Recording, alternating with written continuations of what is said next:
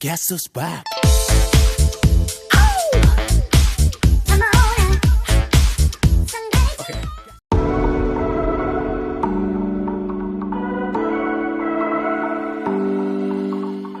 Alors, au PAL, il n'y a pas de maison hantée.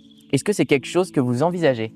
Pourquoi pas. Après, c'est pas, je dirais que je l'ai pas identifié comme un besoin urgent, comme quelque chose qui manque vraiment. Mais pourquoi pas. Est-ce que vous avez un projet donc, de parc aquatique dans les années à venir? Alors, un projet, non. Après, pourquoi pas. En fait, on se dit pourquoi pas. Après, c'est à mettre à la lumière aussi de contraintes sociétales et environnementales. Voilà, il y a la gestion de l'eau qui est un sujet central. Et donc, si on devait s'inscrire dans un projet comme ça, de mon point de vue, il faudrait que on arrive à l'intégrer dans la consommation du parc pour que le parc consomme pas plus d'eau en général. Et donc ça, c'est des études qu'il faut qu'on mène, qu'on voit comment on peut être toujours plus vertueux et limiter notre impact sur l'environnement.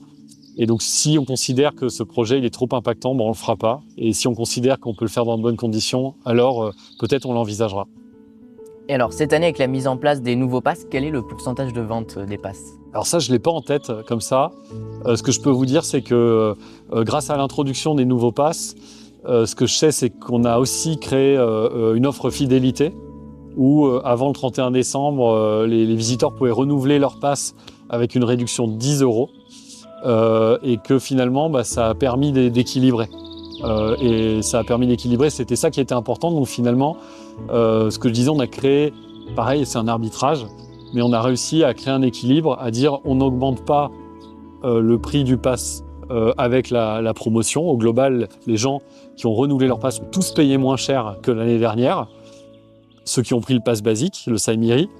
Et grâce à des passes avec plus d'avantages, on permet à des gens qui ont plus les moyens, qui ont envie de plus d'avantages, de se les offrir. Et c'est aussi grâce à ça, en différenciant, qu'on est capable de rester le plus abordable possible pour le plus grand nombre.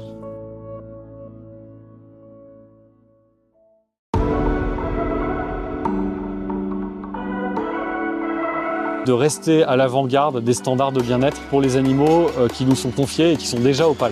Des nocturnes, pourquoi pas. Les éléphants, à l'époque, les visiteurs pouvaient même les toucher.